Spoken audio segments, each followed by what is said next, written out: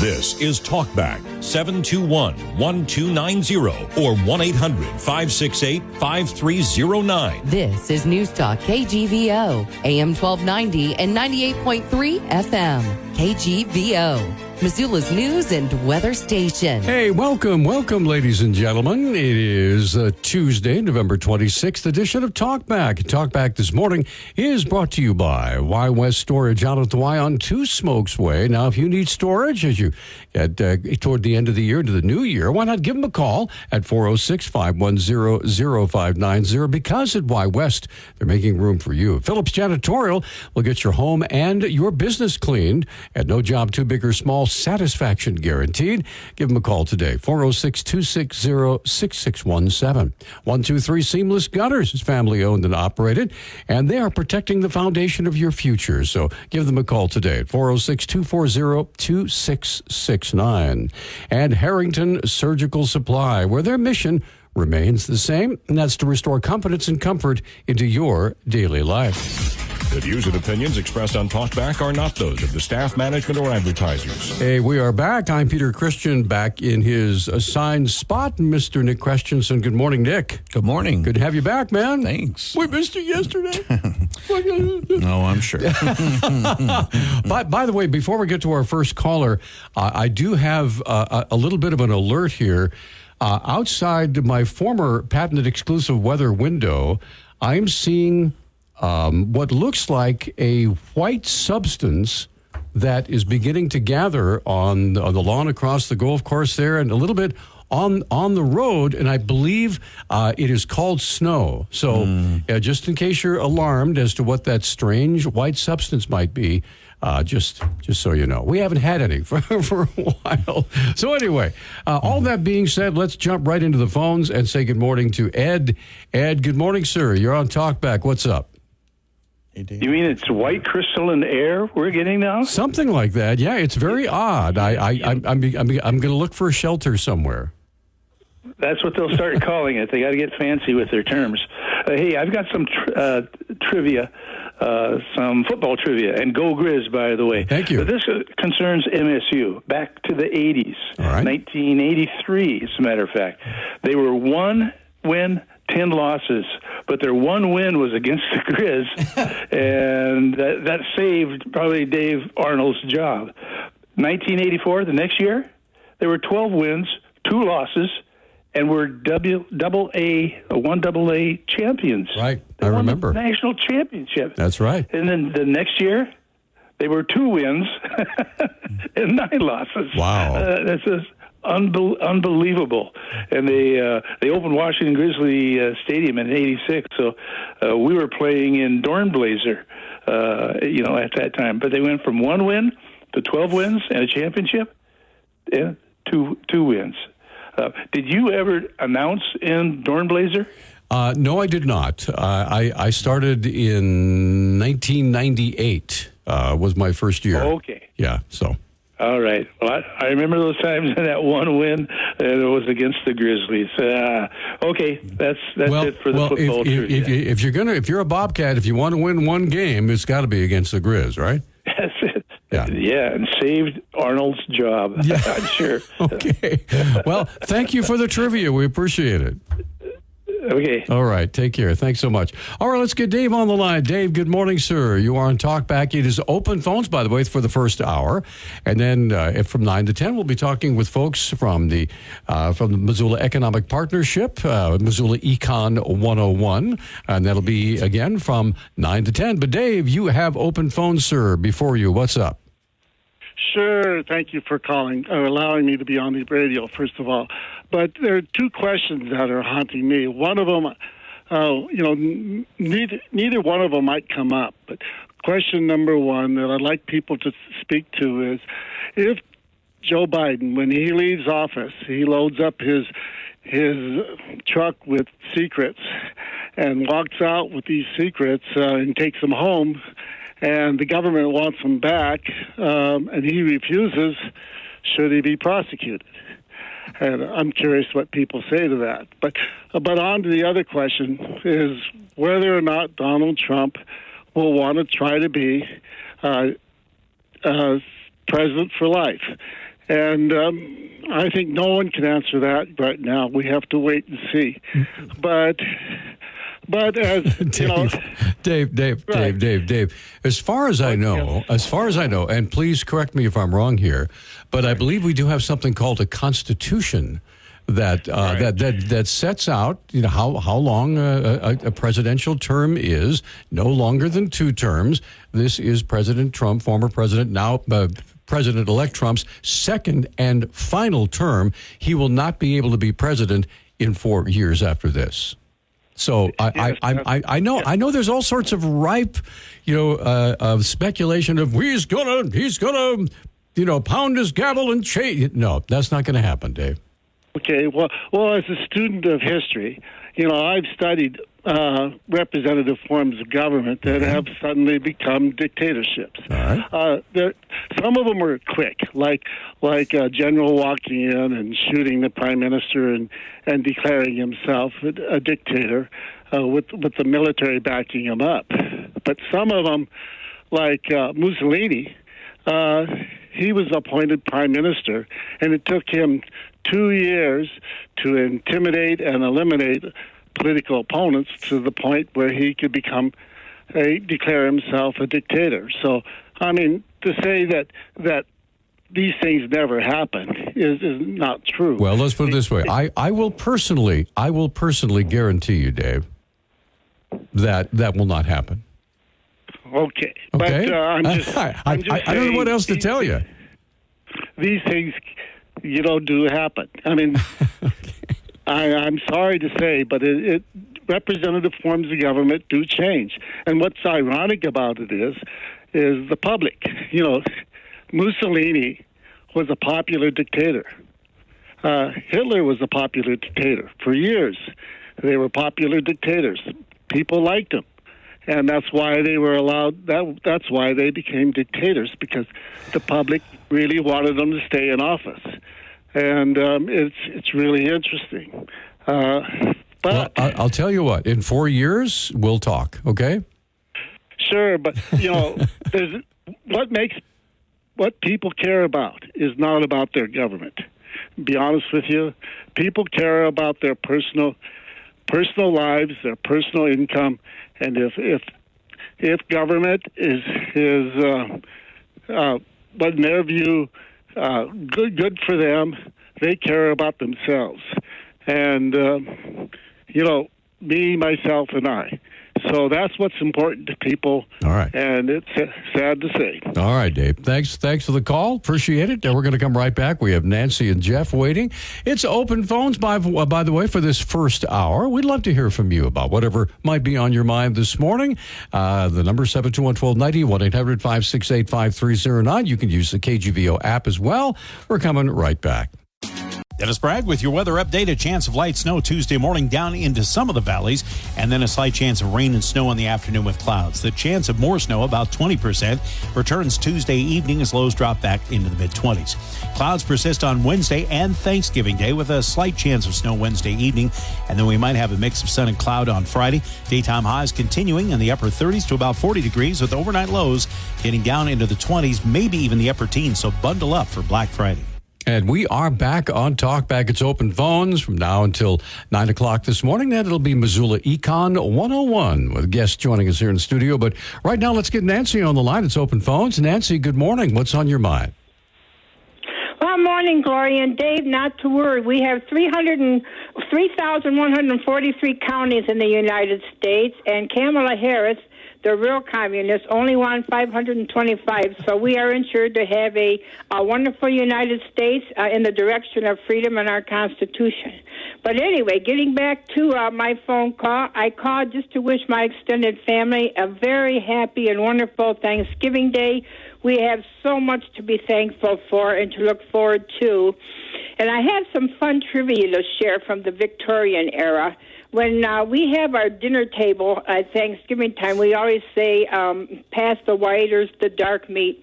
And this started with the Victorians because they didn't want to use the human anatomy body parts to describe the turkey meat, like breast or the thigh. That would be very improper. So we have white and dark meat today. Oh, that's funny. So I can say Yeah, I think it's wonderful. But anyway, gobble, gobble until you wobble, and have a wonderful day, and God's blessings to each and every one of you. Now, Nancy, you unfortunately unlocked a long closed door. Mind if I give you my best turkey gobble? Yeah, please do. Are you ready? Yeah. There you go. So, okay, thanks for the call. People are going, what in the world was that? It was some poor turkey that needs to be put out of his misery immediately. Thanks for the call. Let's get Jeff on the line next. Jeff, good morning, sir. You are on Talkback. What's up? Careful when you say things like that. Some people may take you serious since you're the one who made the sound. What's up? Yeah. I don't know if you're in misery or not, but I actually, two things. First of all, I have a minor bone to pick with you. Uh-oh. Your story this morning talking about the Republican majority in the state, you let it off with a statement, something like, the Republicans now rule the state. Okay, that was an Associated Press story. Oh, okay. Yeah, I did not write that. That was an Associated Press story. I write it right out of the AP. Okay, I don't know if you have any leeway in changing things, but I don't believe I've come across a single Republican representative, the governor, anyone who says they want to rule. If anything, they say they want to serve. I know. People can say one thing and do another, but I just want to. That should tell you more. I will stand mollified. That would tell you more about the Associated Press than anything else. So go ahead.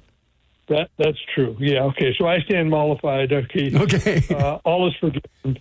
And as for the student of history who keeps coming up with fevered imaginations about how Donald Trump is going to become dictator for life, I would ask two things. First of all, in a general study of history, especially the history of the United States, tell me whenever any president has ever done that and what the actions are that they have taken in order to try to become a dictator for life. And second of all, in particular for Donald Trump, examine his first term and come up with just one case where he, when told to follow the law by a court, failed to follow the law, because he pushed the envelope on a lot of things.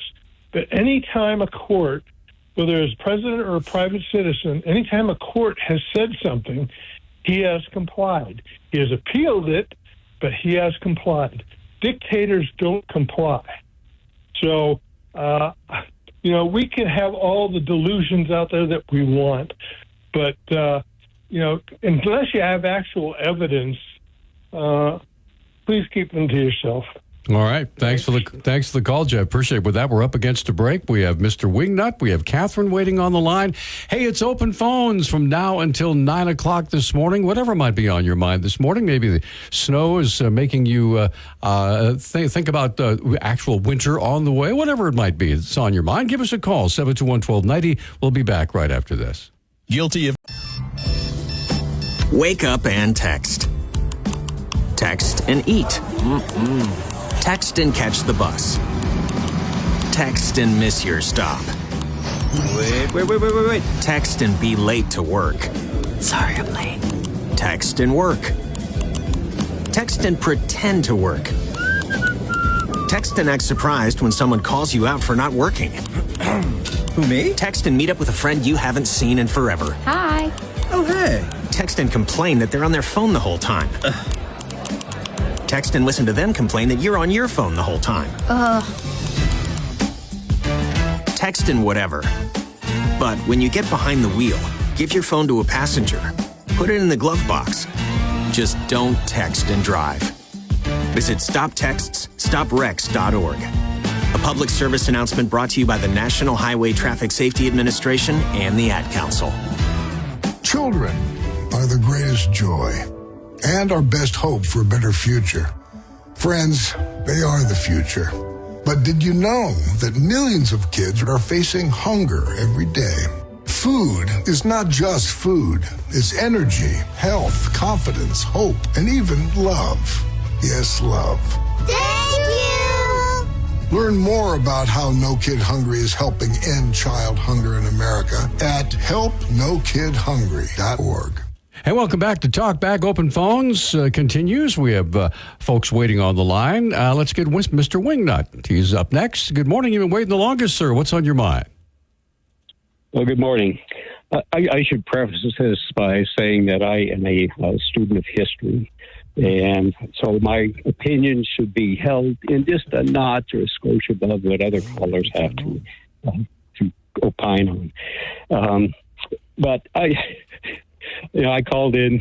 I want to express my Thanksgiving this Thanksgiving week for Dave, because he brought a smile and a chuckle to me this morning. I would point out that Joe Biden, as vice president, was obviously absconding with sensitive materials, and they were stored in his garage in boxes. And we don't really know what has been stored in the archive at some university, maybe Maryland or someplace that there hasn't been access to. But another Thanksgiving is for Peter's turkey gobble. Oh. And that brought another smile to my face, although I found it very reminiscent of a recent call from Harry when he seemed to have suffered from a conniption fit discussing George Soros. But so I just called in with some Thanksgivings and to correct Dave a bit. Oh, lastly, I really think the best advice would be for Dave to pack up and to head over with his friends like Ellen DeGeneres to the United Kingdom, where folks seem to be heading to seek shelter from the horrors of the Trump regime. So that's my comments this morning. Thanks for bringing a smile to my face, everybody, and have a good day. There you go. Thanks for the call, and happy Thanksgiving to you as well. Still a couple days away, but we can be thankful now. Why not? We should be thankful every day. Catherine is waiting. Catherine, good morning. You're on Talkback. Thanks for holding. Go ahead, please. Good morning. I'm reading the news, and I wanted to talk about, in August, Utah filed a lawsuit against the federal government. Are you aware of that one? No, I'm not. Please enlighten us, please. Arguing that it's unconstitutional for the feds to retain unappropriated land in a state indefinitely. Now, I don't know if Montana signed on to it, but Alaska and Wyoming have filed briefs asking the court to hear the case. Additionally, a coalition of counties in Arizona and New Mexico, the Pacific Legal Foundation, the Utah legislature, and the Wyoming legislature have also filed briefs in support of this lawsuit. What it is according to a Stand for Our Land website set up by the state of Utah, the Bureau of Land Management restricts public use of federal lands, and these restrictions don't help Utah efficiently and effectively manage its lands. The particular law rule that instigated this lawsuit was the BLM's public lands rule, and the rule created restoration leases or mitigation leases, and these work just like oil and gas or cattle grazing leases, except the use of the land would be to conserve it, which means erasing or eliminating human impact on the untouched landscape. And should the Supreme Court take up the case and ultimately rule in Utah's favor, the ruling could potentially put 200 million acres of the West under state control. So I just thought I would bring that up and see what people thought, if they think about that at all. So what is your view of this, Catherine? I know you're very intelligent, very well read. What do you think about that proposition that should the land go back to the states, or should it stay under federal control? Well, I'm not sure legally whether the western states actually have the right to that land, because the feds created this western states out of the land that it already had appropriated from the native tribes. So I'm not sure how that legally works. I mean, maybe Rob Nadelson could look into that or say something about that. But I do think that the United States should not own all that land, especially because they keep restricting the uses of it. And we have seen the results of that restriction in the form of massive fires for the last, 25 years. And and has effectively destroyed the logging industry, and has created massive amounts of pollution. By the way, all that smoke every summer is polluting. So I think that it would be a good thing to turn over to state control more of the land, because, and I've said this before, I think Montana, as an example, manages its lands much more effectively than the feds do. The state lands are, all you have to do is look at them, look at the difference of them.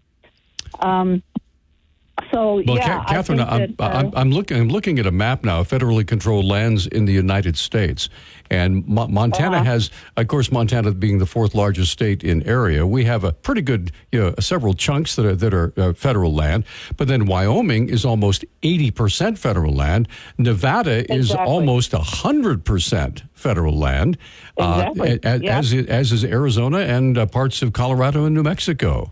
So, yeah, there's a lot of federal land out there, and I know when we have talked to state officials, they're constantly saying, I think we could do a better job. I've talked with Senator Daines oftentimes, and the various congressmen that have run through, and with almost without exception, they have said that Montana could do a better job in managing those lands. Yeah, I mean, the people that live on these lands or live around them are much better suited to know what to do. And it used to be that the Forest Service would manage the lands in a way that allowed states to prosper, the individuals in states to prosper. They had grazing leases and cattle leases and timber leases, so that the timber was used and food was basically grown in the form of livestock. But the last 30 years have shown that having the control centralized in a faraway place and run by people who don't really understand or care about individual rights is not a particularly good way of doing things, I think. Well, I will say this, that Tracy Stone Manning will pretty soon no longer be the head of the BLM with a new administration in the White House. So, yeah. Anyway. And I think that would be a good thing. All right. Catherine, thanks for the call. We appreciate it. Harry and Joe are both waiting. And so we're going to take a quick break. Come right back. It's open phones from now until 9 o'clock, whatever might be on your mind. We'd love to hear from you. 721-1290. We'll be right back. Dennis Bragg with your weather update. A chance of light snow Tuesday morning down into some of the valleys, and then a slight chance of rain and snow in the afternoon with clouds. The chance of more snow, about 20%, returns Tuesday evening as lows drop back into the mid-20s. Clouds persist on Wednesday and Thanksgiving Day with a slight chance of snow Wednesday evening, and then we might have a mix of sun and cloud on Friday. Daytime highs continuing in the upper 30s to about 40 degrees with overnight lows getting down into the 20s, maybe even the upper teens, so bundle up for Black Friday. Hey, welcome back to Talk Back Open Phones for another 27 minutes or so. Let's jump right back in and get Harry on the line. Harry, good morning, and thank you for holding. We appreciate it, sir. What's on your mind? Yeah, good morning, Peter. Yeah, first off, to Mr. Nutt, which I should say is an appropriate moniker they chose, but the idea that I was having a conniption fit, I was just echoing what I hear from the Republicans on their over-the-top craziness about Mr. Soros. But anyway, and for what Catherine was talking about the land, well, they've already state people already said that we don't have enough money to manage all that land. So if the federal government has to give it over to the states are going to end up selling it. So there you go, your free access to the land. So thank you for that if they do it. And as for Trump, the chances that he might become dictator, I don't know. I mean, I'm sure he would like to, but as I'll quote him, as for the Constitution, again, I've said this before, and I'll quote it again: a massive fraud of this type and magnitude allows for the termination of all rules, regulations, and articles, even those found in the Constitution, straight from Trump's little fingers. So, I mean, he may not become a dictator, but obviously he doesn't have much trust in the Constitution. I do have one thing I think he'll do is he, after a couple times of getting blocked by the legislature because you need a 60% vote, he'll push for a end of filibuster, and I bet the Republicans will follow right along. I would think that's not a far reach to say that could happen, but I think Trump he likes power, and he's going to try to get as much as he can. So. Well, let's put it this way: I do not know in my many years of following politics since the early 1970s when the whole Nixon thing was going on, the reason any individual seeks the presidency is about power. And so Trump is no different than any other president who has ever, wanted to be in office, because that's where the power is and that's where the work gets done. So, right. I don't know why anybody would single out Trump over anybody else. Well, just because he makes quotes like that. Do you have anybody? Can you quote from anybody else, any other president who said that they should terminate the Constitution? Can you? I mean, anywhere, any of the even Nixon. He says stuff like that, and so people say trust. Believe what a person tells you. So and for like Nancy and I also Jeff, Nancy calls Kamala a communist, and I hear Jeff quoting, saying that the Democrats are a bunch of Marxists. Well, I mean, there are those terms meaning something, and I'll just echo what Jeff said. Show me all these people they call Marxists who want to actually violently take over the government. I mean, that's a Marxist. A Marxist, they divided people in classes. They say the lower classes should violently get rid of the upper classes. So I mean, show me these people who want to do this, and I'll agree with them. But tell you to are communists. I mean, the communists actually mean something. That's where the government completely controls everything, all the businesses. Show me anybody who actually wants the government to, get rid of all private industry and take over. Prove it to me. All right, Harry, thanks for the call. Yep. Appreciate it. We have Joe standing by. Joe, good morning. By the way, several phone lines open. If you have a question or comment, give us a call. Open phones continues till about another 15, 20 minutes or so. But Joe, thank you for holding, sir. You're on Talkback. What's on your mind? Thank you. Yeah, we know Musk and Ramaswamy are going to be advising how to cut the federal budget to get rid of the deficit spending, and it remains to be seen whether or not Musk will want to get rid of the subsidies for Tesla. But my point that I wanted to make... Good point, yeah. The point that I wanted to make is with Matt Gaetz, the thing I like about him, and I know he stepped down, but running, but...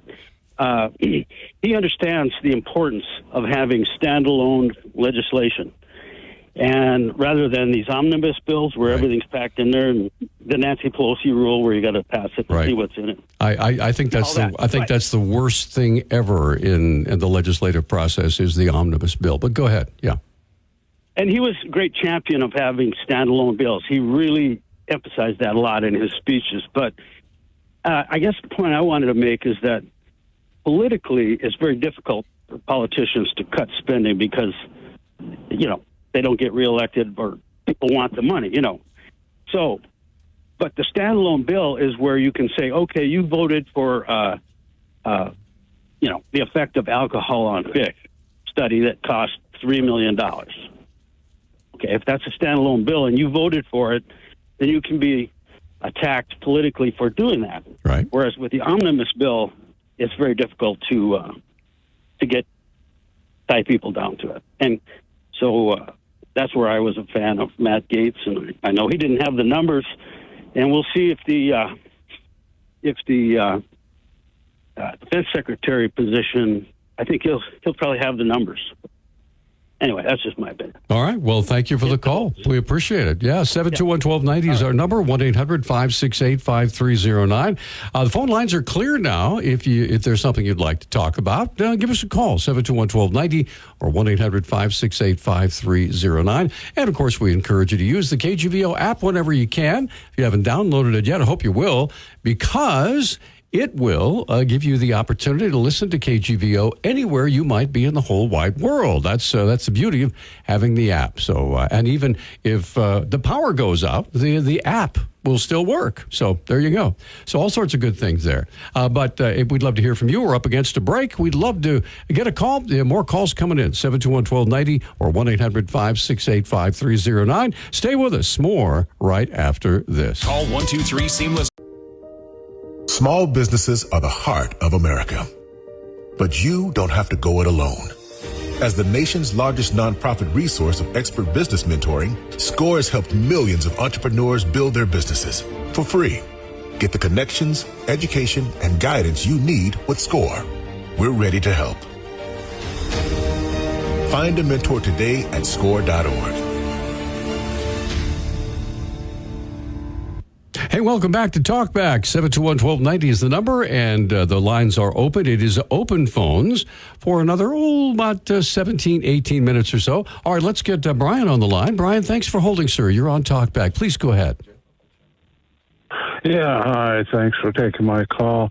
I was just, since it's open line, if anybody was wondering whether that whole family alienation thing happened because of the election, happened with our family. Oh, I'm sorry to hear that.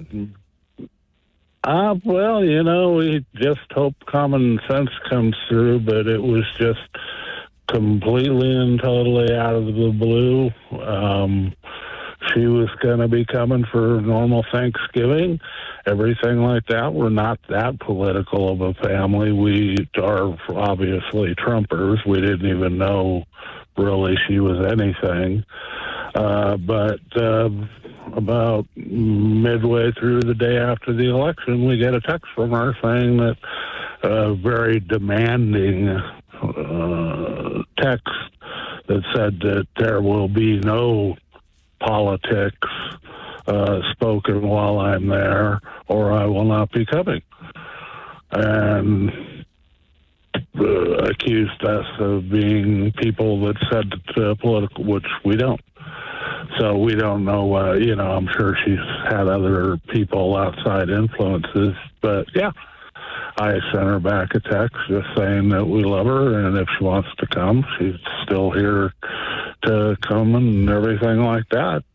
And that's really all you can do. But yeah, she's got the weirdism. I'm very, very sorry to hear that. I'm hopefully, when things calm down a little bit, you'll be able to repair that rift in your family. Yeah, it's not that I feel fine about it. There's just some people that took all of this way too seriously. You just got to keep loving on them, man. That's all you can do. Just let them know you love them, and eventually they'll come around. Yep. So you folks have a good holiday. And the same to you. And thank you so much for your call. We appreciate it. Let's see. Should we get Dave? Dave is back. Dave, go ahead, please. What's on your mind? Yeah, first of all, about former Vice President Joe Biden, if there's evidence that he buried documents, I am 100% for prosecuting him on those charges. I mean, I'm all for that. But as far as constitutions go, I have read that the Russian Constitution is one of the best documents that has ever been written. And this is a nice idea, but if the Supreme Court or the Congress chooses to ignore the Constitution or bend it, the Constitution, then it's of very little value, and that's what I don't say that we're going to end up with a dictator. I will never say that that's a positively going to happen in my lifetime. Okay, but it's something we should be alert to. I mean, that's all. Just watch what happens and then decide there. All right. Thanks for the call, Dave. Appreciate it. And let's get Jeff. Let's get Jeff back on. Jeff, you're back. Go ahead, sir. What's up? Yes. As a student of Marxist history, Harry was saying, where do you get this information? And so anyone who's studied Marxism knows that there's a whole progression from Marx and Lenin way back when to cultural Marxism and neo-Marxism, classical Marxism, and now what some folks are calling Marxism, Leninism 4.0, which is wokeness. And there's a whole series of things I won't go into about it. But if you study it, you'll find out that, yes, indeed, the government doesn't have to own the means of production. The government just has to control the means of production. And with the growth of agencies and bureaucrats and regulations, they effectively control the industry. They're telling us whether or not we can have internal combustion cars, or whether we can have gas stoves, or all sorts of little details. They control how much phosphate goes into our dishwasher detergent, and how much water the dishwashers can use. So yes, they are controlling. And if you want some names, Antonio Gramsci was somebody who, around the turn of the 20th century, was in prison in Italy, but he was a Marxist, and he wrote a lot that the current Marxists use his work as basically their Bible. Paulo Freire, Max Horkheimer, Kimberly Crenshaw, Derek Bell. These are just a few of the names. If people really want to know about Marxism, particularly critical Marxism in our country and its follow-on, critical race theory, critical pedagogy, if they want to find out about this, it's out there to study. Most people, though, either aren't really interested, and I can understand that, or make assertions that we're not without ever actually investigating the evidence. So I follow the evidence, and there are a myriad of people out there who are advocating for this, and a lot of them had a big influence on Kamala Harris and Barack Obama. Kamala Harris's father is a Marxist professor. So that ought to tell you enough about her political leanings. So, follow the facts. That's all I ask. Jeff, thanks for the call. We appreciate it. Let's turn the page and get Emmett on the line. Emmett, good morning, sir. It's open phones on Talkback. What's on your mind, please? Oh, thanks for taking my call. Well, as far as the topic of have there been any rifts in the family, well, I'm the one, if I go to my family in Oregon for for Christmas dinner or just for Christmas or anything, I leave politics out. I have made the rule. We're not talking about politics or religion because my family, while I love them, are so politically different than I am, and even religiously, they're a lot more liberal. So I just don't want to start World War III by talking about how much I love Trump, because I do. Because I fought with my sister over Trump many years ago when he was running, and I voted for him because my family hates Trump and fears Trump. It's illogical. But that's kind of what I do. I made the ground rule myself, and now everyone pretty much gets along because I had to set the boundaries. But, we're still a family, but, we've had our tensions and conflicts, and we just don't talk about it. It's really sad, I think. But I kind of wanted to talk about something else. You know how I believe in aliens and that kind of thing? I watch Ancient Aliens. Yes, I know. You wouldn't believe it. You wouldn't believe it. Yesterday I was watching a new program that they had, a special report. They were talking about the congressional hearings that they were having. They had about a couple of years ago on extraterrestrials, because people have pressed for congressional hearings, and some congressmen summoned some people from the Pentagon to get to the answers. They really didn't say the word extraterrestrial, and they didn't say, yes, we've been in contact with the extraterrestrials, but someone from the Pentagon, a whistleblower, did testify in Congress. And I saw the video. They just played the video from the congressional hearings. You wouldn't believe this. Yes, we have downed a craft in our possession, the government's possession, that's not of this world. It's extraterrestrial. It's otherworldly. And one of the congressmen or women asked, were there biological entities? And the whistleblower said yes. And they asked, were there human biological entities or non-human? The whistleblower from the Pentagon said non-human. Can you believe that? You can Google this up, congressional hearings on extraterrestrials or, extraterrestrial biological entities, or, on UFO, they call it UAPs now, unidentified aerial phenomena, but it is incredible. There have been a couple of these. This should have been front page news. I think there was something in the news, but it was kind of in the back burner, and they really didn't talk about the bombshell stuff. This is incredible. Isn't that incredible? I just had to share that breaking news. All right. On KGVO. You heard it on KGVO. Okay. Please Google this up about the congressional hearings on UAPs. It's fascinating. Got it. All right, thank you. Emmett, thanks for the call. We're up against a break, and we're going to come right back and get Mr. Wingnut's call, and hopefully yours. It's open phones for another 7.5 minutes, and then we'll be talking with the folks from the Missoula Economic Partnership and about the film industry in Montana, film and television in Montana. It's going to be a great hour from 9 to 10, so stay with us. With KGRZ Sports, I'm Ace Hourwine with the daily update, brought to you by Republic Services. Montana Lady Grizz associate head coach Nate Harris was the guest on the Daily Drive. Coach Harris talked about how the season's gone so far, but one comment stood out to me and what this team plans for in the future. We're a team that plans on being in the NCAA tournament, and when you're in the NCAA tournament, you're going to play against a team that has physical advantages. And so now we can go back to this film and be like, hey, this is why it's important. This is why we have to play good, clean basketball. Because if you're going to beat a team that has a girl who's 6'5" and goes 6'5", 6'2", 6'2", 6'1", or all the athleticism they put out there, if you're going to beat that, you have to. It's going to be important for us to look back on that film and be like, these are the mistakes we made. Lady Grizz are back at it against Evergreen State at home Tuesday night, 7 o'clock tip against the Gooey Ducks. Grizz men's basketball, they take on CSUN on Wednesday before Thanksgiving. That's a look at sports. I'm Ace Hourwine. Now, that's an unusual name, Nick. The Gooey Ducks. I'm not very familiar with that. That's not the most intimidating name that we're going to be facing. And I'm an Anaheim Ducks hockey fan, but we're a little more fierce than the Gooey Ducks. Well, now with that, what happened if the Gooey Ducks had to play the Sticky Buns? Be a battle for the century. Yeah. Mm-hmm. Let's get Mr. Wingnut on the line. Mr. Wingnut, good morning. You are back on Talkback. Go ahead, please. Well, the Gooey Ducks are actually like organisms like mussels.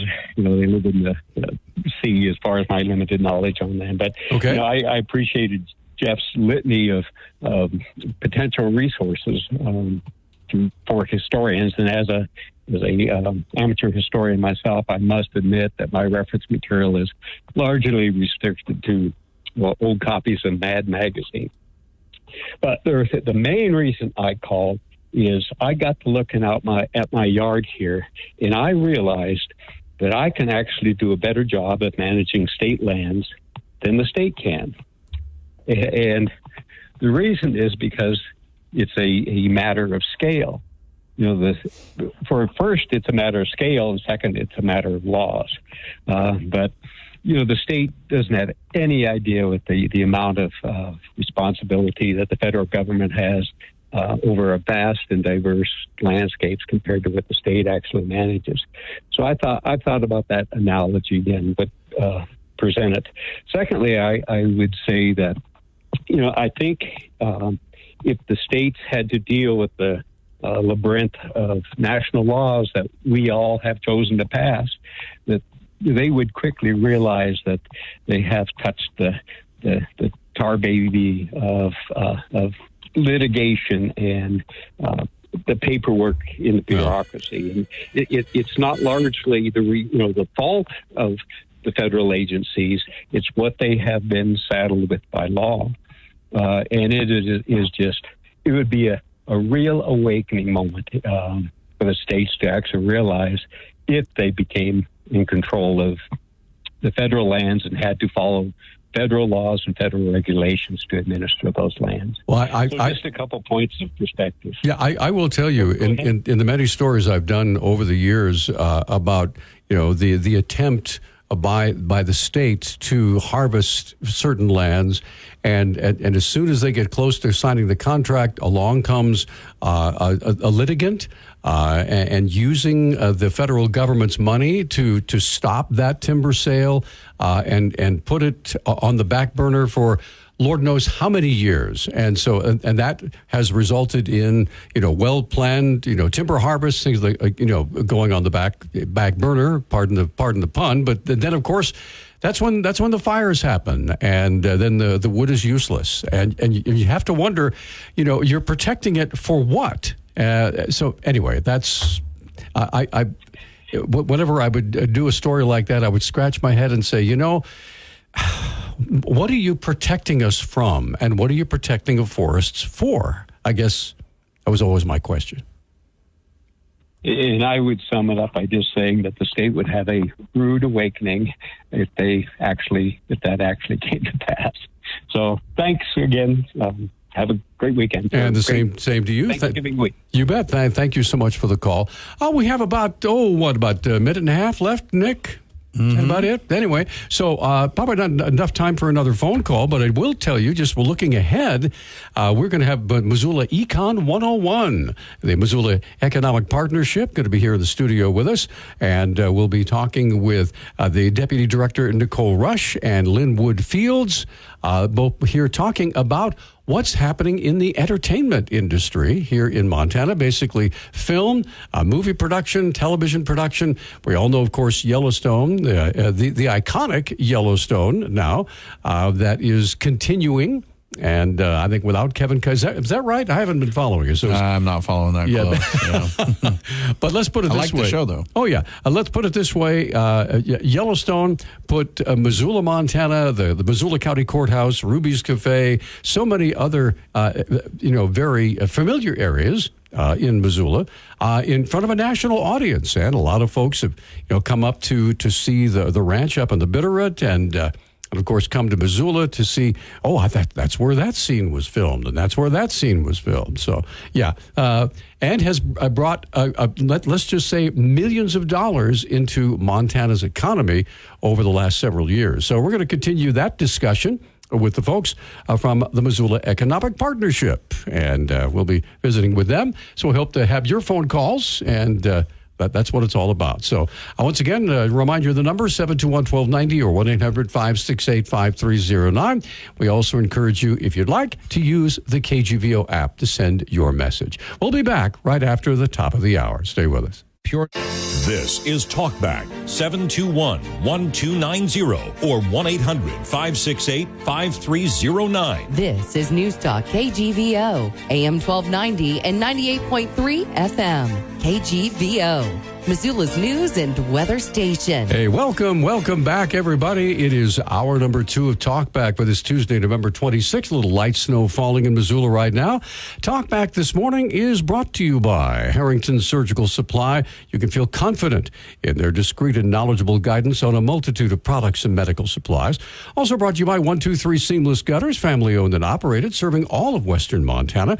They take care of your gutters so you don't have to. 406-240-2669. They're protecting the foundation of your future.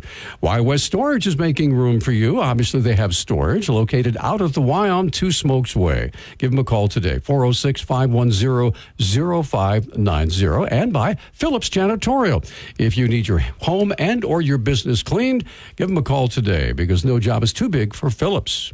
That's 406-260-6617. The views and opinions expressed on Talkback are not those of the staff, management, or advertisers. Okay, it's Missoula Econ 101. Class is now in session, so everybody, pay attention. Put your books down. All right, here we go. We have with us, we're thrilled to have with us Nicole Rush. Good to see you. Good morning. How are you? Doing great. Good. And Lynn-Wood Fields joining us here in the studio this morning. Now, tell us a little bit about Lynn-Wood Fields and Nicole. First, Nicole, you are the Deputy Director of the Missoula Economic Partnership. So tell us about that organization for folks who may have just joined us for the first time. Sure, thank you. Yeah, hi, I'm Nicole Rush. I'm the Deputy Director at Missoula Economic Partnership. We are Missoula and Missoula County's at local economic development agency. So we work to create more economic opportunity for residents across our county and across our region. Wonderful. All right. So how long have you been with the agency? And obviously you're the Deputy Director, so there you go.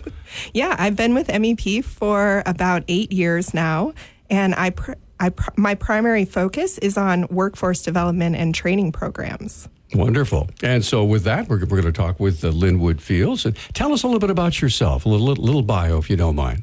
Yeah. Well, thanks for having me, first of all. This is great.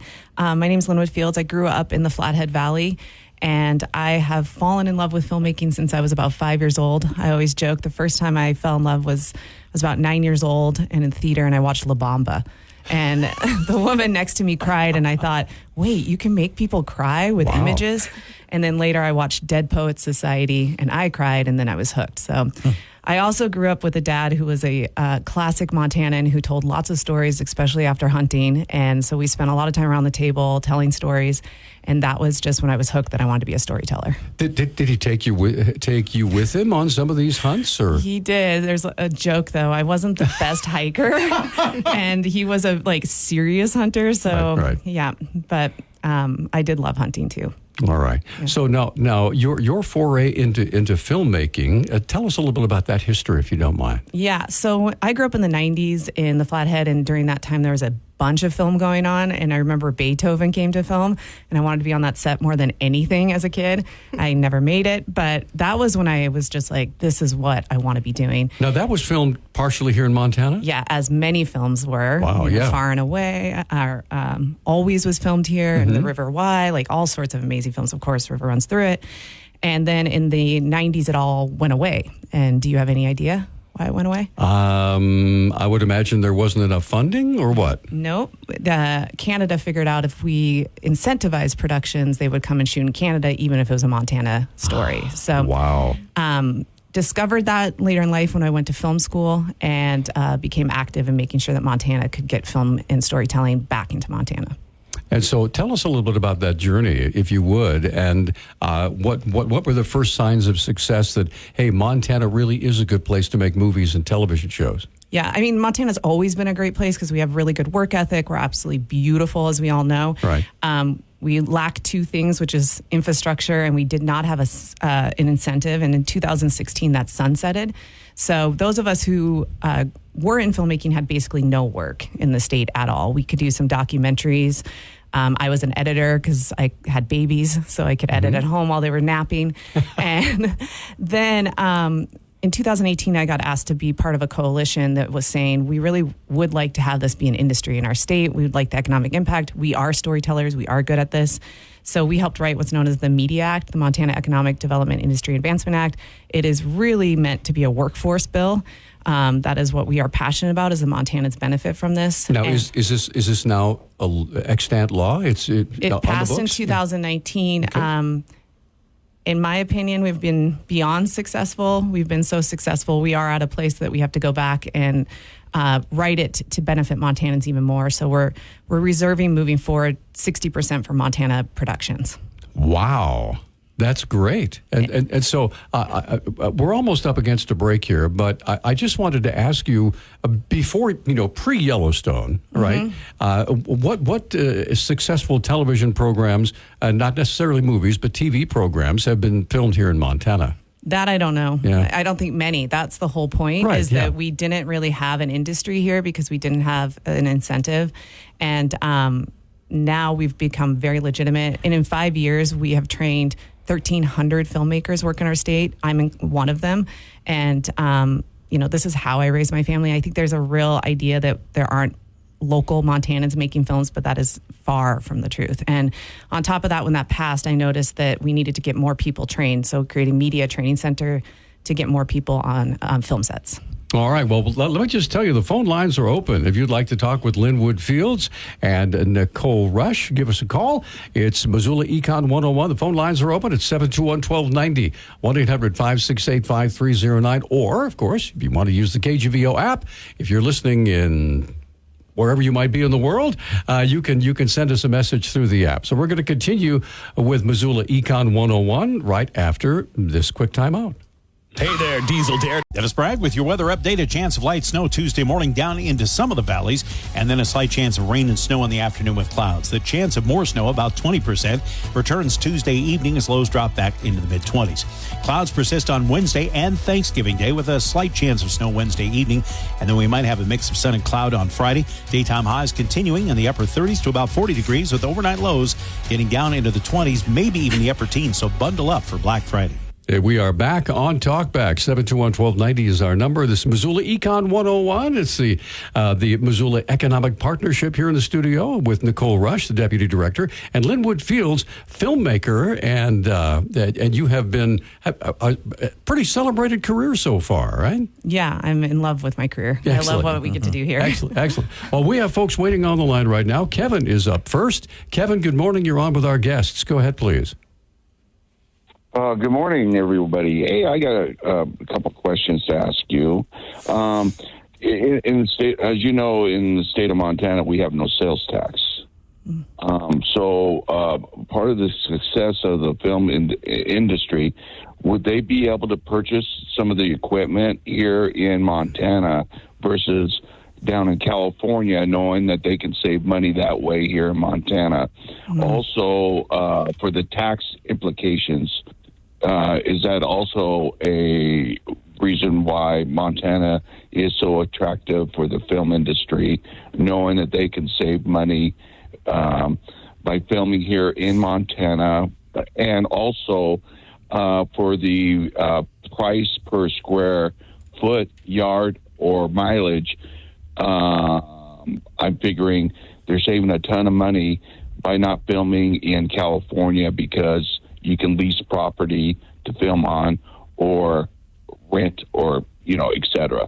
Could you please explain, dive into that information? Good questions. Thanks, Kevin. Go ahead. Thanks, Kevin. That is an excellent question.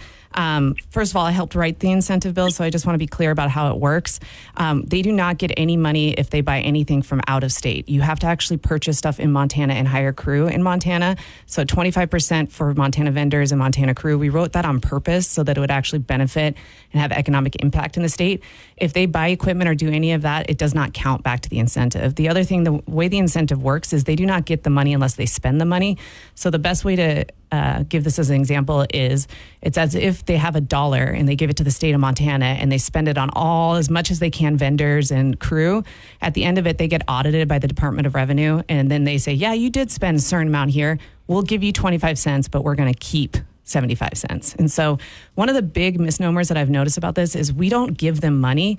It's actually a refund on their spend that they do here. So it's really, really important that we know that moving forward, because when we deal with legislators, they're like, if you ask for $30 million, we don't want $30 million out of the Treasury. Well, it actually puts money into the Treasury. And then the other question you had was, is it cheaper here? I mean, one of the problems is that we actually are out of incentive. So we've been very successful, but we're at a do or die year in 2025 where we may not be competitive anymore, because every state, there's about 40 states who have incentives. They've all gone up except for Montana. So I've already been told to look at Oklahoma and Canada for these Montana stories that I produce.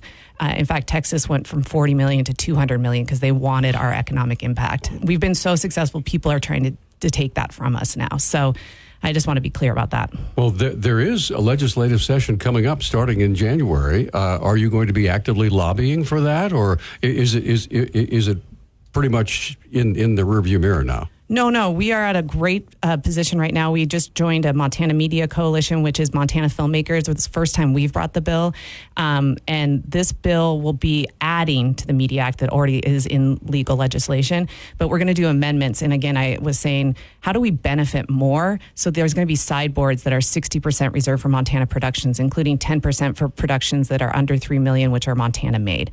So what we've seen is the success. Moving forward, we want it to be 100% something that really benefits Montana, and especially hiring and giving money to Montana businesses. Well, we like that. So yeah, well, it's important. You bet. We have Kevin. Looks like we have Larry standing by. Larry, good morning. You're on Talkback. What's on your mind, sir? Good morning. I wanted to switch topics here before you get into the nuts and bolts of the film industry here. And I wanted to thank the MEP for helping the Missoula Airport secure their small community air service grant. That grant will give us the opportunity to get a direct flight to Chicago. Go ahead. What? No, go ahead, please. Please. Okay.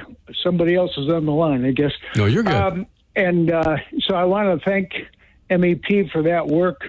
It's a lot of money, but it will certainly benefit travelers trying to get to the East Coast.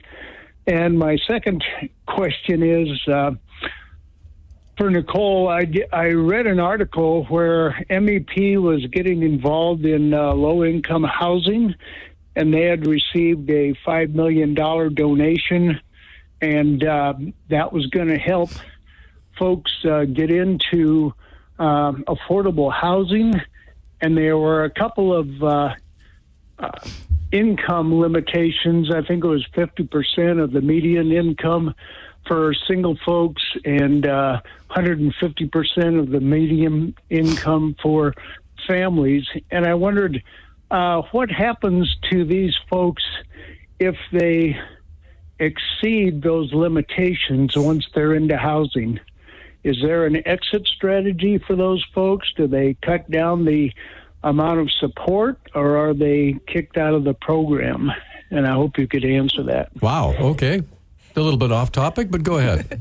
Yeah, thank you, Larry. Thanks so much for bringing up two pivotal issues that are really, really important to MEP. To address your first point about air service, we are so excited about the airport securing a community air service grant to expand service to hopefully to Chicago. That was a big community-wide effort that in partnership with the airport and with Destination Missoula and the Montana Department of Commerce and many local businesses that all contributed to our local match to secure that grant. So we're really excited to see what happens over the next year as we work with different airlines to bring that flight in. And then to your second question about our new Housing Impact Fund, we did, yes, just secure a substantial gift from an anonymous donor to create a new Housing Impact Fund in partnership with NeighborWorks Montana. And that will create a new incentive for developers to create more affordable and low-income housing across Missoula. To your question about income limits and what happens if people, exceed their income threshold after they get into housing, I'm not an expert in this space. That would be a NeighborWorks Montana question or a question for our partners at the Missoula Housing Authority. But I think my understanding is that that's the qualification when you're getting into that housing. And if you exceed income limits after that, it shouldn't impact you having a place to live. Yeah, I would imagine they wouldn't punish you for being a little successful. And, once you get in there, you got your feet on the ground and you keep rocking, right? That's absolutely right. We just want to help more people get into supportive and affordable housing. And thank you for doing that, by the way. The Economic Partnership is one of the unsung heroes in Missoula. I've told Grant that many times, and he's very, how humble he is. But let me tell you, the work you guys do is under the radar, but I'll tell you what, you have an amazing impact. So thank you so much. All right. We're going to come right back. We have Harry waiting to visit with you. Phone lines are open, by the way, if you would like to talk with Nicole and Lynn-Wood Fields. Give us a call, 721-1290, 1-800-568-5309. Back right after this. Montana State News Network. I'm Dennis Bragg. Montana Attorney General Austin Knudsen is emphatically opposing any effort by federal government agencies to help Canadian law enforcement conduct surveillance at any local gun shows next year. The idea that the Canadian officers were scoping local gun sales as part of an effort to counter the flow of illegal weapons into Canada has been a sore spot since it reportedly happened at a Great Falls gun show 2 years ago. Knudsen says he's learned federal agencies are being told to cooperate with RCMP again. But we just found out that they are being ordered to participate with the Royal Canadian Mounted Police. They're proposing to come down into Montana again, and they want to come to gun shows and conduct surveillance. Knudsen calls the idea absolute nonsense and says he's already in contact with several county sheriffs who say they won't participate. It's another good week for Montana drivers as gas prices continue the steady decline we've seen through the fall, dropping another nickel a gallon in the past week. GasBuddy.com reports that puts the average price at $2.93 per gallon, the cheapest for late November since 2020, and on par with the average price we were paying in 2014. Billings and Southeast Montana stations continue to lead the charge with the most competitive prices at the pump.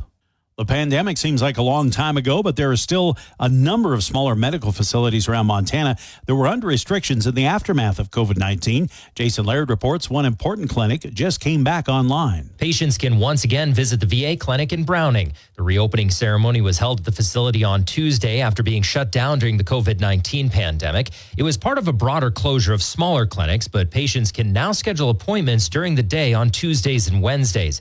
The building has since been remodeled, and they have a physician available for limited primary care on the days previously mentioned. Reporting for the Montana State News Network, I'm Jason Laird. This is the Montana State News Network. For more on these stories and others around Montana, download the Montana State News app. To protect his home and family from disaster, Steve used courage, wisdom, and his camera phone. That should do it. Way to go, Steve!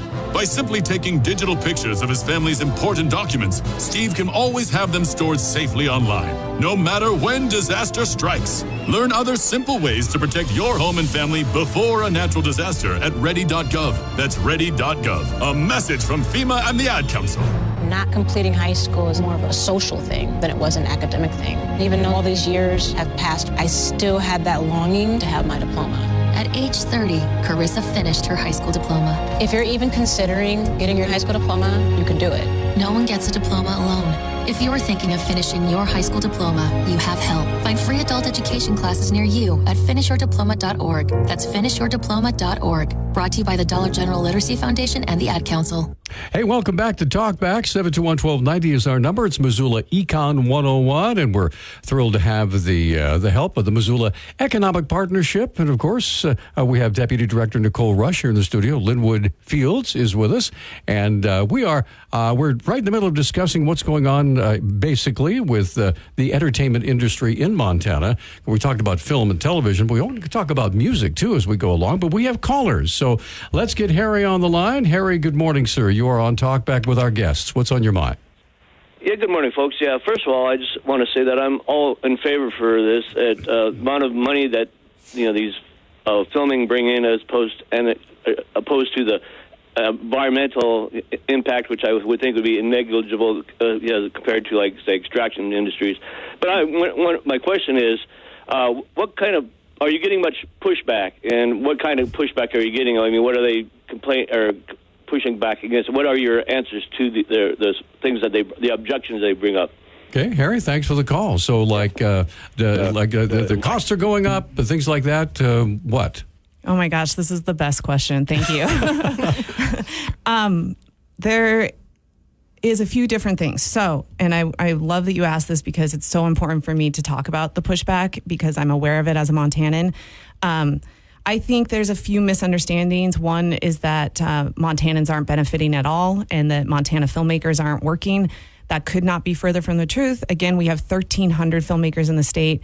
The other thing, and I have a lot of empathy for this, is this idea about the housing crisis that happened.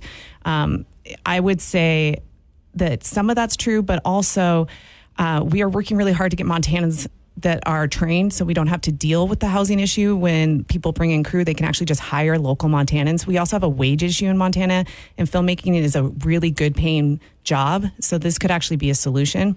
I also push back on housing and the fact that I think COVID happened with us being open, remote workers. I'll tell you a story. I was at the Tyler Childers concert and I sat down next to this person, which, by the way, Tyler Childers is amazing. But I sat down next to this woman and she said, "Oh, Yellowstone, we live there." And then I said, "Oh, okay. What do you do for work?" "Oh, I'm a remote worker for Miami. I make $285,000 a year." So I will say that I think that there is an issue, and it impacted Idaho and Washington and Colorado as well, which is being able to work at other places. But I would say also that, again, there's this idea that we're kind of doing maybe studio welfare with this incentive. That is not the truth. We have over 167 productions in the state of Montana, and multiple ones are made by Montanans. And so, again, they have to actually pay money, and we have $332 million of economic impact in 2022 to 2024. And that is really impacting us in a good way for economics. And so those are some of the top talking points. Obviously, the big draw for Montana is the millions of acres of natural beauty. There's forests, there's mountains, there's rivers. A river runs through it, things like that.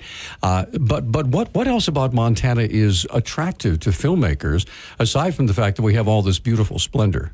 Yeah, we have some of the kindest people, most generous people. Oh, thank you. I mean, I can't tell you how many people are just blown away at our work ethic. I mean, when Montanans are working on these crews, people cannot believe how good we are at this. And so that's been my big passion, is getting more Montanans trained in both film and live music events.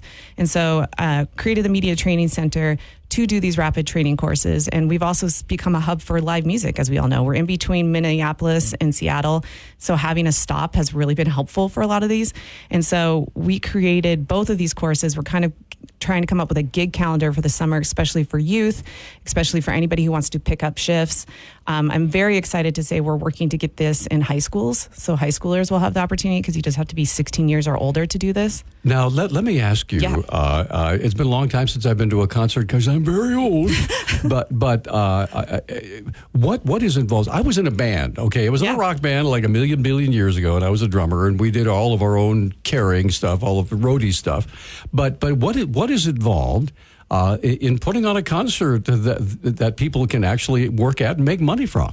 Yeah, that's extensive. And, when we had those big run of shows where we had Pearl Jam, Pink, and Tyler Childers all within the first 2 weeks, they needed over, I think it was 250 to 300 people to unload all those massive trucks. But also they can't work every day because these are long shifts. So they had to rotate people. And we helped them train up a bunch of high schoolers and some college students. And it's actually a very good paying job. You can work from like 8 to 12, then take a break and come back later. But it's such a wonderful way to work, and you just have to be pretty athletic. I will say my legs hurt. It was definitely legs day. But that's only grown. So because of that success, now we have festivals across the state.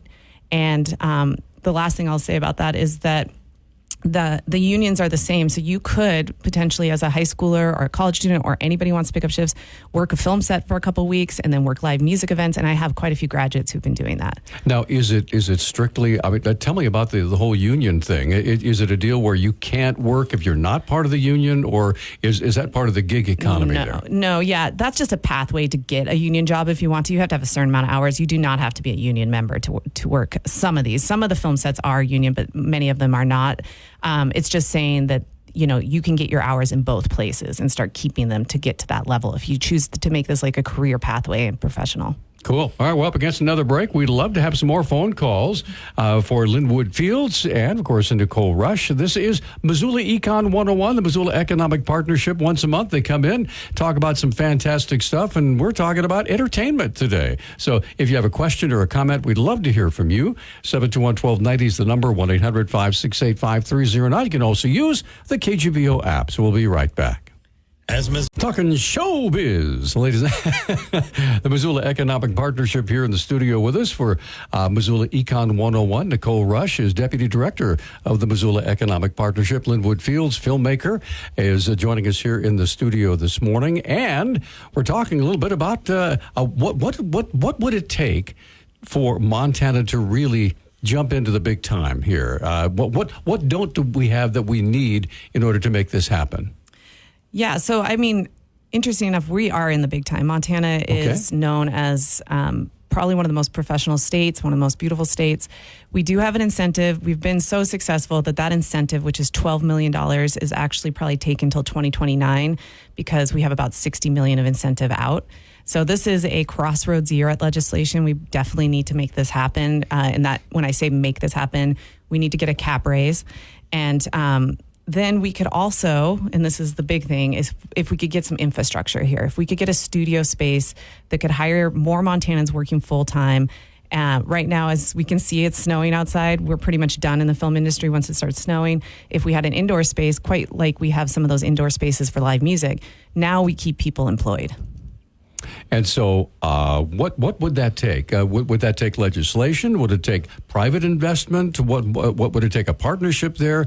And who believes in Montana enough to make that happen? Put it that way. Yeah, we have no problem with partnerships. So I will tell you that all we actually need is for this bill to be amended in 2025 because people have looked at Montana for this. We have some really great private sector people who have looked at different areas in Montana and strongly believe in workforce housing, workforce training. It would be a massive benefit to Montanans who want to do this kind of work. So specifically, are there bills that you have helped participate to write and perhaps sponsor, get legislators to sponsor to say, hey, this is not just a flash in the pan showbiz thing. This is genuine economic development for Montana. Yeah, I mean, I've been doing this since this will be my 4th session, for better or worse. So you're a well-known lobbyist by now, yeah? Yeah, and I haven't technically been a lobbyist. In 2023, I stepped away because I had young kids, but it failed in 2023 trying to get the cap raised. It was a 50-50 vote, which when there's a tie, it fails. And so in 2023, I got asked to maybe lead the coalition and become the president and really unite us as filmmakers. So it's a dubious honor, but I'm grateful to be doing it. But we are the most organized with so much support, like MEP, who just has a lot of respect in the community and kind of talking about it with economics in mind and training in mind, and I appreciate that. I loved one of the callers said a non-extraction based industry. That is probably the thing I love about filmmaking is that it really does depend on our environment staying clean.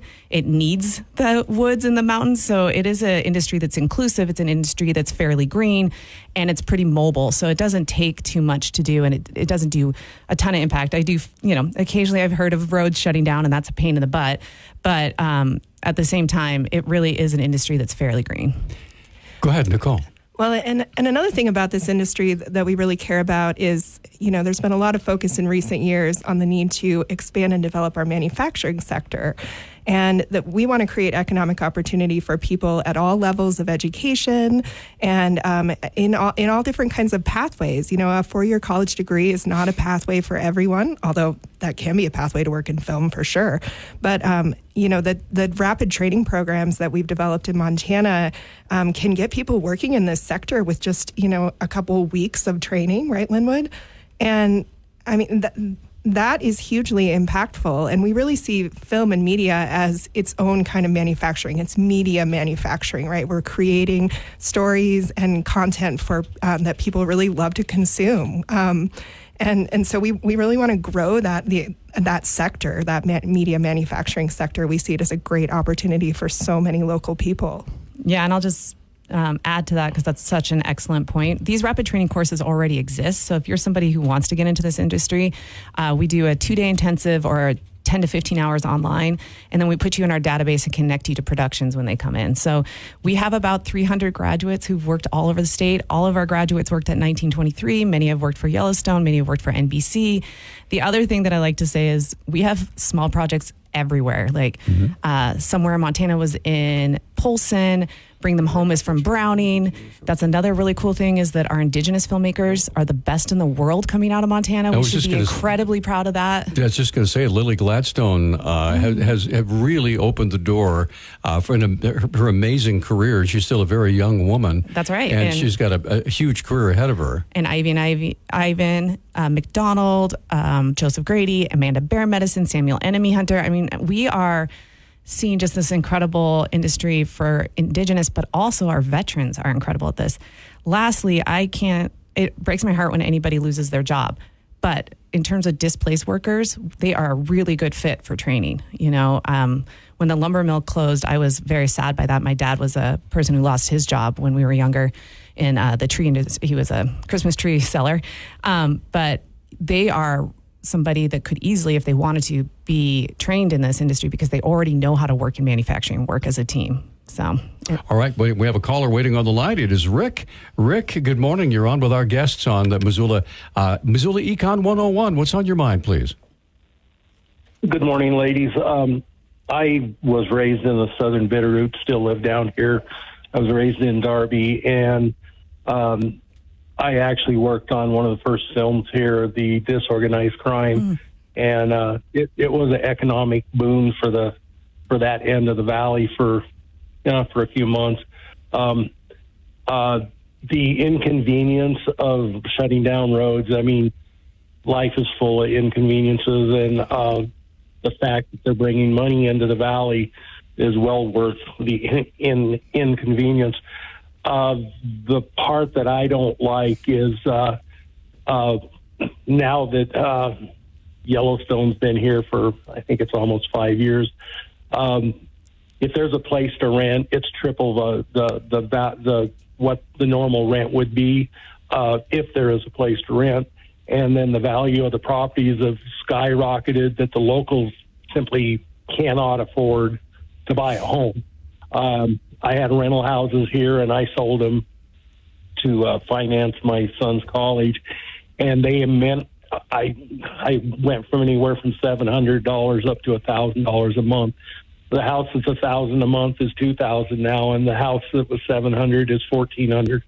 And sometimes I don't know if you could answer or have a problem-solving session on how this affects the locals in the community.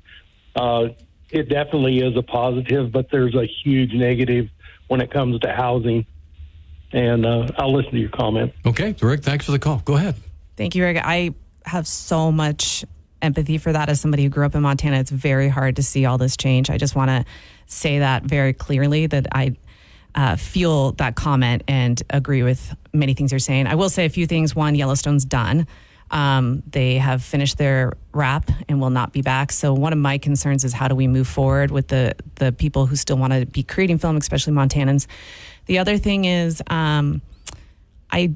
I just feel that it's a mixture of issues. It's not just Yellowstone. I think it's a mixture of COVID happening and being open. I think it's a mixture, again, of remote workers being able to afford these homes and pushing out people that have always grown up here and maybe make a tenth of what you can do as remote working. So I think it's a bigger issue. And I think it feels like people have wanted somebody to blame, and film became that scapegoat in a lot of ways. But I actually feel like film could be the answer.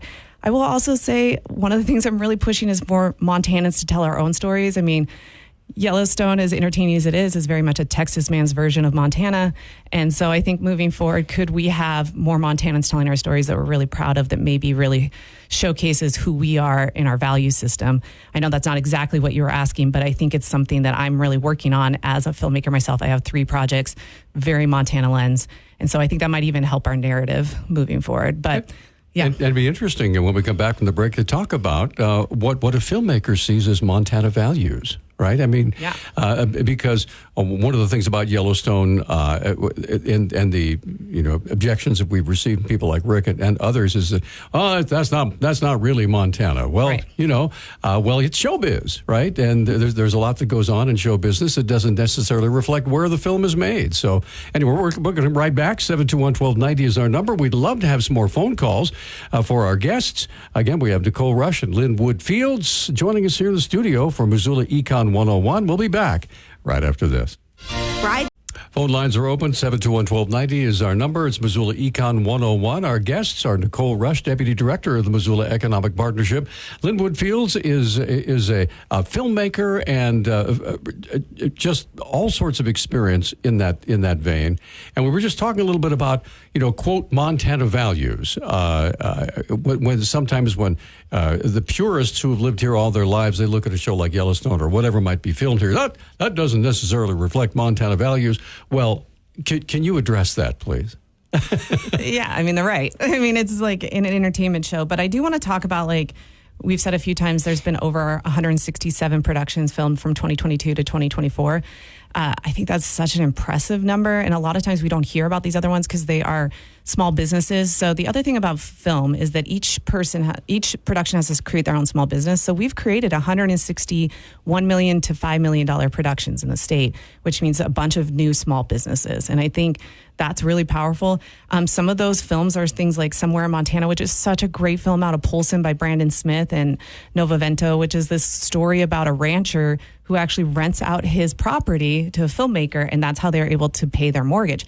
That is not just a story. That is a reality that happens in Montana too. I did a party in Polson, and the rancher that they filmed on said that actually helped us pay our mortgage. Wow. So it was this full circle. And then There's a film that just was happening in Shelby, Montana. So the High Line is a great place. I've also been talking to Libby a bunch.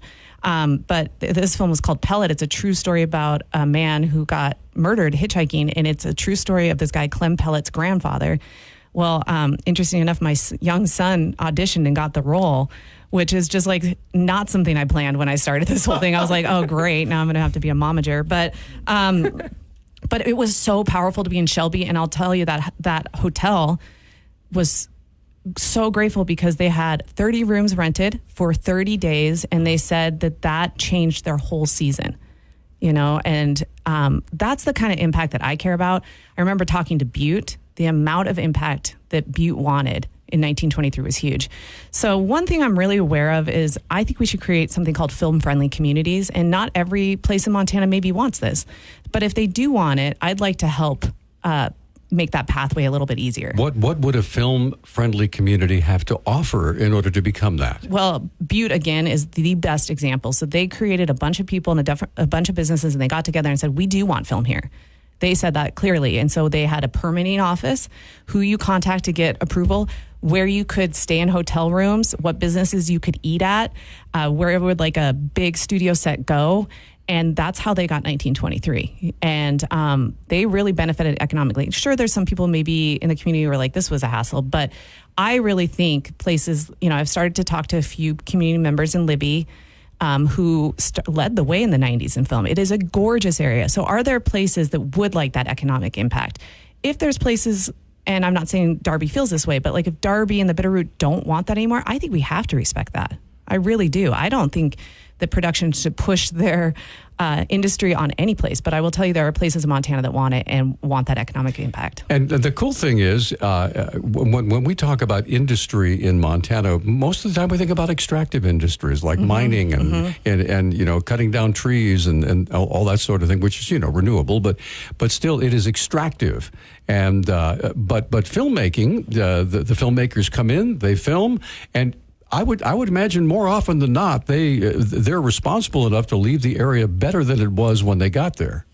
Yeah, so that's an interesting point you're making too. I think filmmaking can be extractive too, when the wrong people are telling stories. So that's one of the things that I'm really passionate about. I have 3 Indigenous instructors, and they are the ones who go to communities and teach Indigenous students, because those stories can be extracted and they should be told by Indigenous people. I personally believe Montanans should be telling Montana stories. And so that really comes back to what we've been talking about, training and being really careful that we are telling the stories in the way that does feel like our value system, which you had asked me before, what is our value system? Right. I like to tell the story that when I was 15, it was the worst snowstorm we'd ever had in Montana, and I was in the ditch like literally every week, and my dad was so annoyed. But I will tell you that I never stayed in that ditch long, because in Montana, we pull over and we help each other, and I don't think people cared about politics, and they didn't care about that when I was growing up. There is this feeling that Montanans want to help each other out, and I think that that's really a value system that we have. Also, Montanans are really funny. We like to tease, we like to joke around.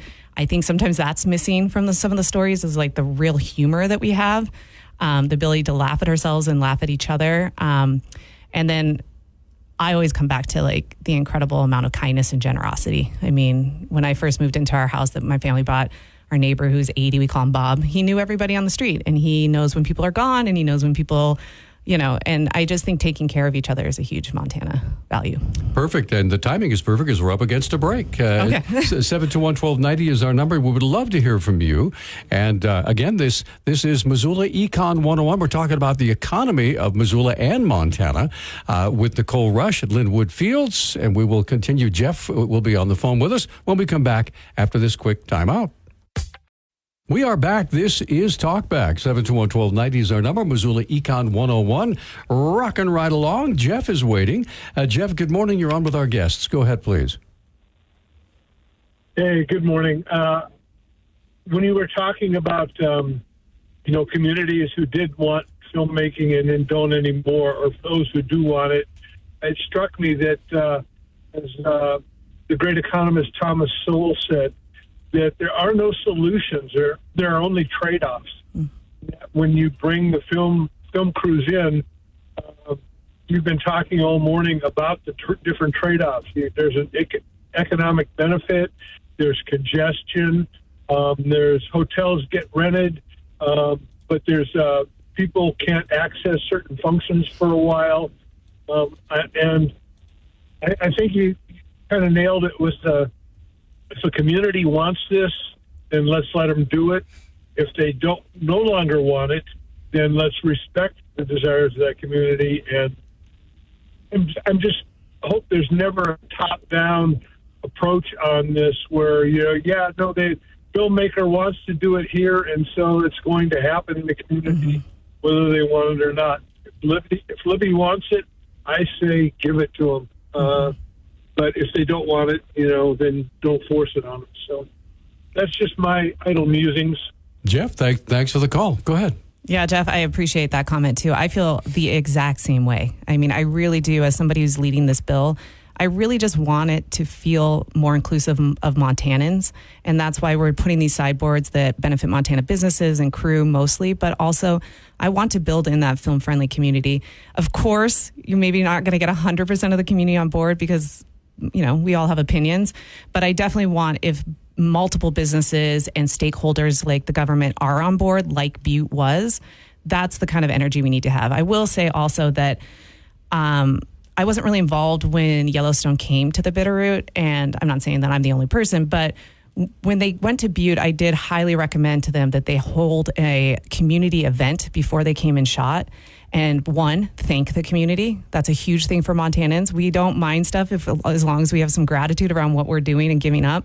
But they're not just using you and throwing you away. Right? Yes. Yeah. And gratitude, but also communication was missing, in my opinion, in Bitterroot. So in Butte, I said, you guys really need to put the email, who they call if the street's closed, if there's a problem. And so I thought they did such a great job in Butte of making sure the community, and we all know Butte. I mean, I'm Irish too. So Butte's going to love you or hate you. And I think they really did it right because they brought in everyone. We had a huge party at the Finland, and everyone knew who to call and where to get answers. And that makes a huge difference. I think when Yellowstone first came to the Bitterroot, nobody even knew who was the production. Did they hire any Montanans? Who do I call if the road's blocked? So these kind of things are part of the film-friendly community thing that I'm talking about.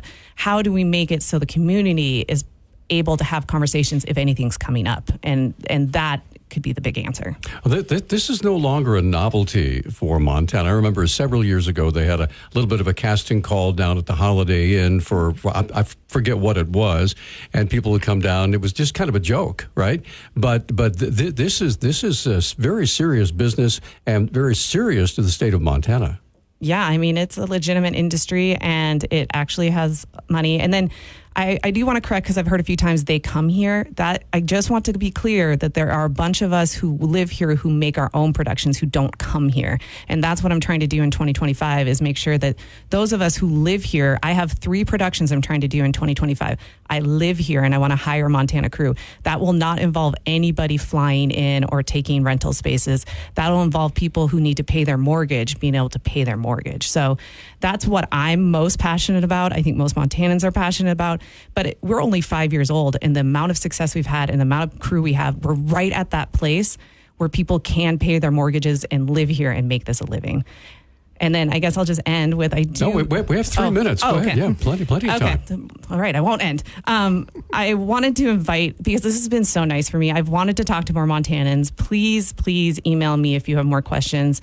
lwf@montanamc.org is my email. I welcome questions and welcome anything impact or and then also we've been traveling around the state doing events to just kind of make sure communities can talk to the Montana Media Coalition of Filmmakers. Our last in-person event is in Whitefish. We've been from Billings to Bozeman to Livingston, and now we haven't been to the Flathead, so we've been in Missoula.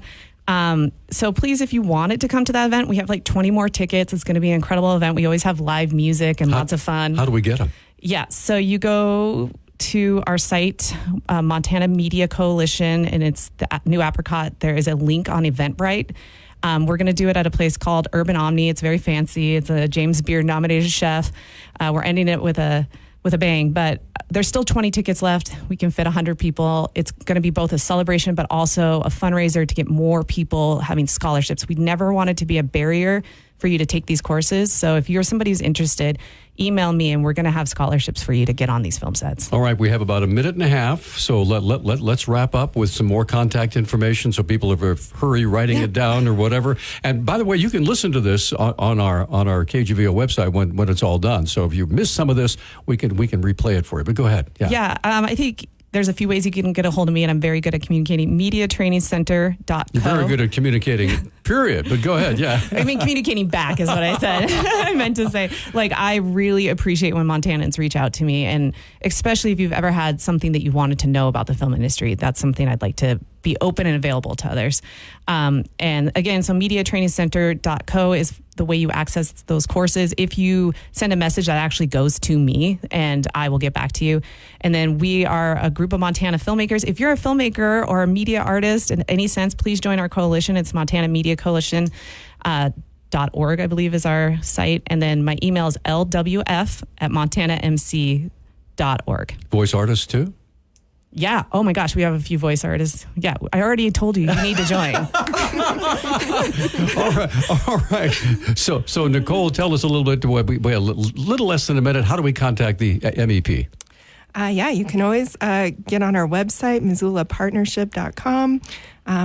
I'm at nrush@MissoulaPartnership.com. You can also always call our main line. If you Google us, it'll come right up. We're always happy to meet with any Missoula business owners or people interested in starting a business in Missoula. And we really try to be aware of all the resources available to you and just keep our fingers on the pulse of industry across Missoula. Thank you both for being here. Thank you. Been a great time. Thank you so much. Okay, Mr. Nick, what's coming up on tomorrow's show, sir? We'll have open phones from 8 to 9, and then 9 to 10 we'll talk with the Missoula Rural Fire District. Their chief and deputy chief will be here. All right, so lots of good information on the way tomorrow. And we appreciate our guests, Lynn-Wood and also Nicole, for being with us today. Get out there. A little bit of snow still falling out there, so please be careful. Roads might be a little slick. And we'll see you tomorrow morning at 8 for